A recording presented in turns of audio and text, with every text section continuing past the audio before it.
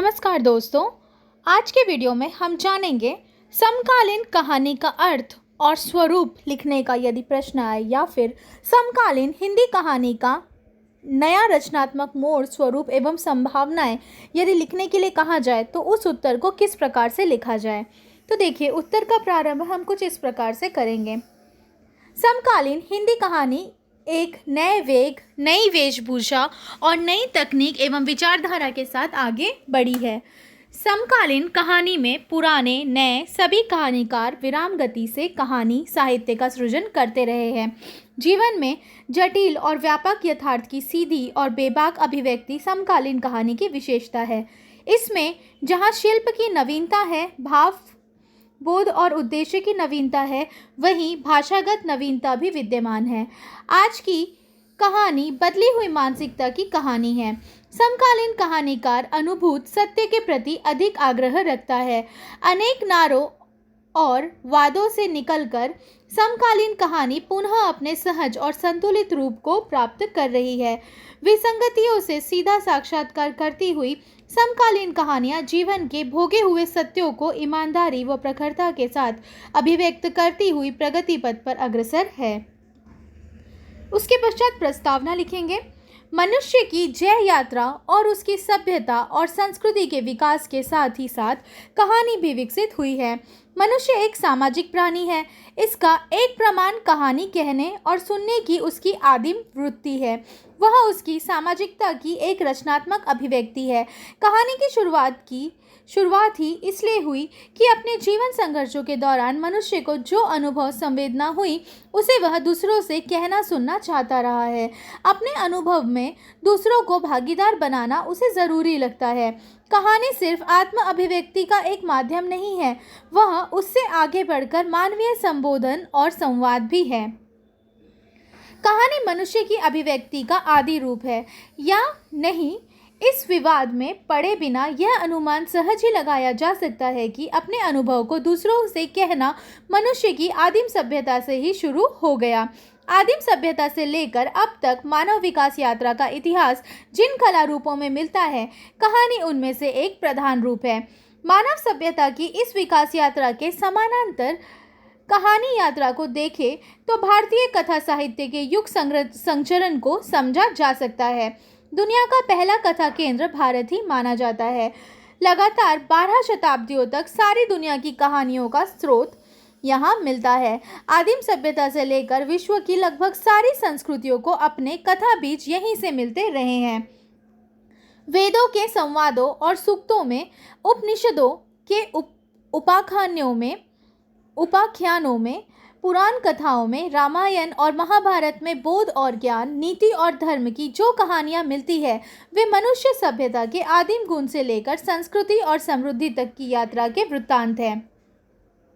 बौद्ध जातक और जैन पुरा कथाएं, पंचतंत्र और हितोपदेश इस कथा यात्रा के उल्लेखनीय पड़ाव है। इन कहानियों का प्रयोजन मनोरंजन से अधिक ज्ञान और आनंद से अधिक शिक्षा रहा है।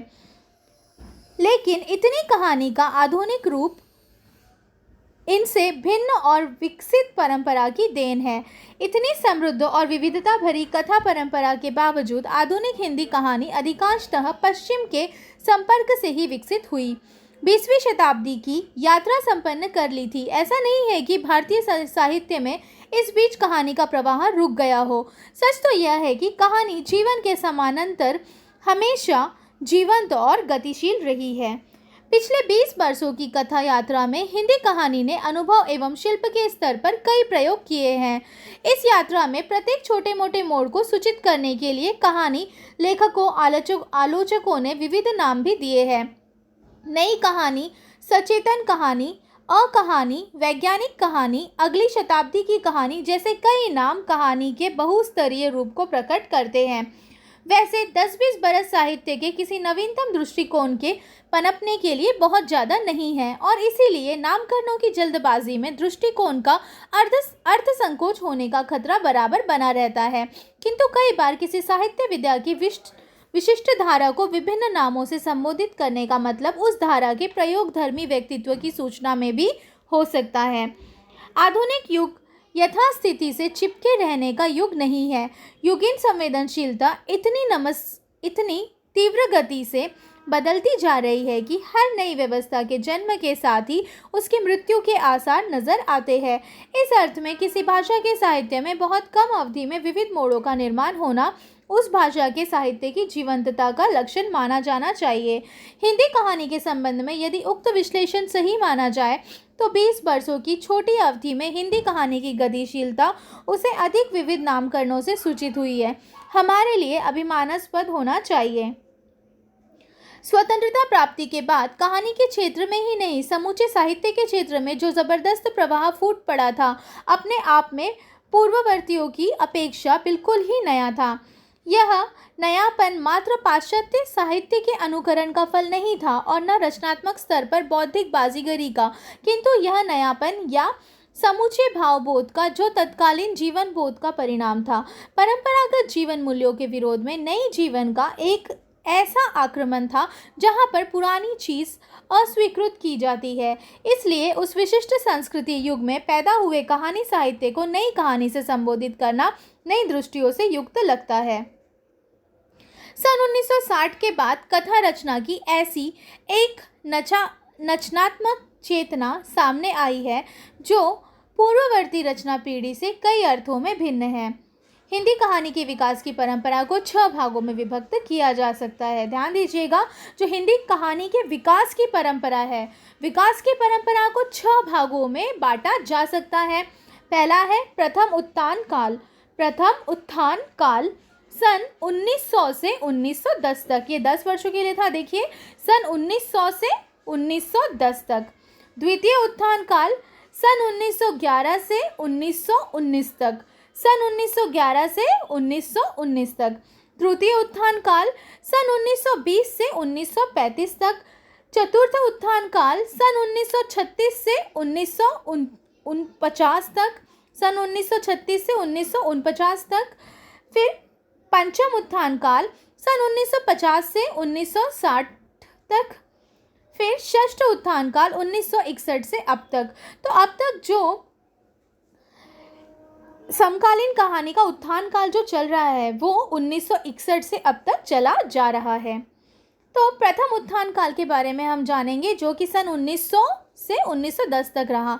हिंदी कहानी का आरंभिक काल किशोरीलाल गोस्वामी की इंदुमती हिंदी की सर्वप्रथम कहानी मानी जाती है। तो किशोरीलाल गोस्वामी जी की जो इंदुमती हिंदी की सर्वप्रथम कहानी है उसे ही सर्वप्रथम कहानी मानी जाती है। इंदुमती गोस्वामी किशोरीलाल गोस्वामी जी द्वारा लिखित है इंदुमती कहानी, जो कि सर्वप्रथम कहानी मानी जाती है, जिसे प्रथम उत्थान काल में लिया गया है, जो लिखी गई थी 1900 से लेकर 1910 तक के बीच में। फिर देखिए, दूसरा है द्वितीय उत्थान काल, जो कि 1911 से 1919 तक था। इस काल में कथाकार जयशंकर प्रसाद का आगमन हुआ। श्री चंद्रधर शर्मा गुलेरी की कहानी उसने कहा था। इस काल की एक ऐसी यथार्थवादी कहानी है जो हिंदी की दृष्टि से सर्वप्रथम कहानी मानी जाती है। तो देखिए, यहाँ पर श्री चंद्रधर शर्मा द्वारा लिखित गुलेरी कहानी इस काल के अंतर्गत आती है। तृतीय उत्थान काल 1920 से 1935 तक का माना जाता है। इस काल में कहानीकार सम्राट मुंशी प्रेमचंद का आगमन हुआ। मुंशी प्रेमचंद से तो हर कोई भलीभांति अवगत है। तो मुंशी प्रेमचंद जी ने अपनी कहानियों में भारतीय राजनीति, अर्थव्यवस्था, धर्म, साहित्य, दर्शन, इतिहास और परिवार वर्ग का जो चित्र उतारा वह न तो किसी काल में और न किसी कहानीकार के द्वारा संभव हो सका। चौथा है चतुर्थ उत्थान काल, सन 1936 से 1949 तक। इस चतुर्थ उत्थान काल का समय जो है वो 1936 से लेकर 1949 तक का है। तो देखिए, इस काल की कहानियों ने विभिन्न प्रकार की विचारधाराओं में प्रवेश किया। इस काल में मनोवैज्ञानिक और प्रगतिवादी विचार श्रृंखला प्रधान रूप में आई। मनोवैज्ञानिक कथाकारों में इलाचंद्र जोशी, अज्ञेय, चैनेन्द्र कुमार, चंद्रगुप्त, विद्यालयकार और पांडेय बेचन शर्मा उम्र के नाम अधिक उल्लेखनीय है। पंचम उत्थान काल जो है वो 1950 से लेकर 1960 तक रहा। इस काल की कहानियां पूर्वापेक्षा अधिक चर्चा का विषय बन गई। इस काल की कहानियां पूरी तरह से कहानी और नई कहानी आदि के नाम से जानी गई। इस कहानियों में वर्तमान युग बोध, सामाजिक चरित्रता, व्यक्तिकता, अहमान्यता की अभिव्यंजना ही मुख्य रूप से सामने आई। इस युग के कमलेश्वर, फणीश्वर नाथ रेणु, अमरकांत, निर्मल वर्मा, भीष्म साहनी, राजेंद्र अवस्थी आदि उल्लेखनीय कहानीकार हैं। तो अभी अभी हमने कहानियों के 6 भागों को जाना है। अब जानते हैं समकालीन हिंदी कहानी का नया रचनात्मक मोड़। षष्ठ, तो देखिए, उत्थान काल सन 1961 से अब तक, इस काल में साठोत्तरी हिंदी कहानी काल के नाम से भी जाना जाता है। ये जो काल है, समकालीन हिंदी कहानी का जो नया रचनात्मक मोड़ है, 1961 से लेके अब तक का जो काल है, इसे साठोत्तरी हिंदी कहानी काल के नाम से भी जाना जाता है। इस युग के कहानीकारों की पूर्वापेक्षणीय चेतना और नए शिल्प के साथ रचना प्रक्रिया में जुट गई है। इस कहानी की यात्रा विभिन्न प्रकार के आंदोलनों जैसे नई कहानी, कमलेश्वर, अमरकांत, मार्कंडेय, रेणु, राजेंद्र यादव, मन्नू भंडारी, मोहन राकेश, शिव प्रसाद सिंह, निर्मल वर्मा, उषा, प्रियमवदा आदि, अकहानी, रमेश बख्शी, गंगा प्रसाद, विमल, जगदीश चतुर्वेदी, प्रयाग शुक्ल, दूधनाथ सिंह, ज्ञान रंजन आदि, सचेतन कहानी। अब देखिए, यहाँ पे हम एक के बाद एक कहानी के प्रकार और उनके लेखकों के बारे में भी जानते जाएंगे। जैसे देखिए, हमने सबसे पहले नई कहानी देखी है, तो नई कहानी जो है, इसमें हमने देख लिए ये जो नई कहानी के लेखक थे उनका हमने नाम देख लिया। नई कहानी के बाद में हमने अकहानी के लेखकों का नाम भी देख लिया। अब देखिए, अकहानी के लेखकों के बाद हम देख रहे हैं सचेतन कहानी। तो सचेतन कहानी में कौन कौन से यहाँ पे लेखक आए हुए हैं? देखिए, महीप सिंह, योगेश गुप्त, जो कहानीकार हैं उनके नाम यहाँ दिए गए हैं। देखिए, महीप सिंह, योगेश गुप्त, मनहर चौहान, वेदराही, राजकुमार भ्रमर आदि। समांतर कहानी में है, देखिए, कामतानाथ से राह यात्री, राम अरोड़ा, जितेंद्र भाटिया, मधुकर सिंह, इब्राहिम शरीफ, दिनेश पालीवाल, हिमांशु जोशी आदि। अब जानते हैं सक्रिय कहानी के बारे में। तो सक्रिय कहानी है कि रचयिता जो है, रचनाकार जो है, कहानीकार जो है, वो है रमेश बत्ता, चित्रा मृदुल, राकेश वत्स, धीरेन्द्र आस्थाना आदि।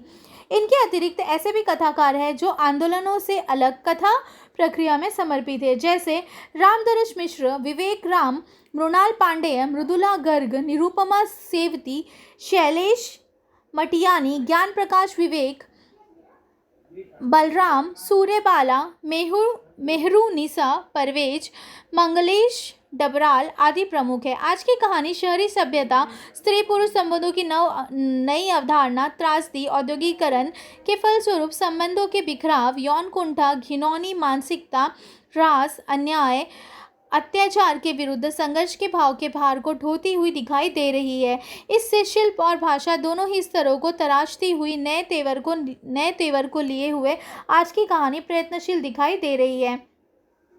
आज की हिंदी कहानी, जिसमें पिछले दोनों दशक शामिल है, निश्चित रूप से नए युग की सृष्टि है। अतः स्वभाव से ही उसमें संक्रांतिकालीन चेतना का स्तर सबसे तीव्र है।